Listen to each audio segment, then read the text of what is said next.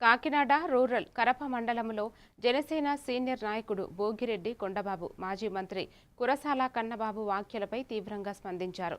రైతులకు గిట్టుబాటు ధర, ధాన్యం, డబ్బుల జమ విషయంలో ప్రభుత్వ పనితీరును ప్రశంసిస్తూ 24 గంటల్లో రైతుల ఖాతాల్లో డబ్బులు జమ అవుతున్నాయని తెలిపారు.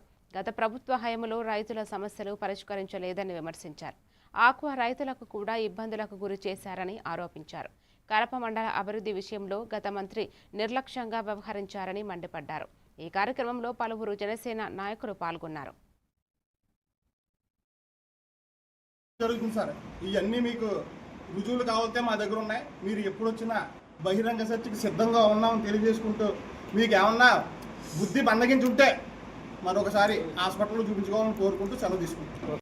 అయ్యా గౌరవనీయులు మాజీ మంత్రి కురసాల కన్నబాబు గారు, ఇంత గౌరవంగా ఎందుకు పిలుస్తున్నామంటే, మీరు పనిచేసిన 5 సంవత్సరాలు మా రైతులకు ఎంతో మేలు చేశారండి.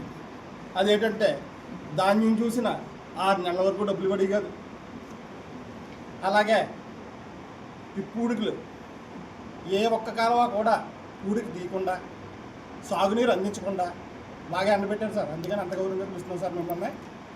అలాగే పండూరులో నకిలీ విత్తనాలు మీ ఏమిటో జరిగింది సార్, మర్చిపోయారేమో, అది ఒకసారి గుర్తు చేసుకుంటే బాగుంటుంది సార్.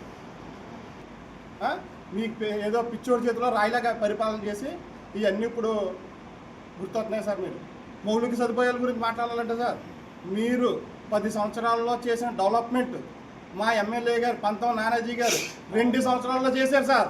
కావాలంటే బహిరంగ చర్చకి సిద్ధంగా ఉన్నాం మేము. మీరు ఎక్కడికి రమ్మన్నా సరే మేము వచ్చి మాట్లాడతాం.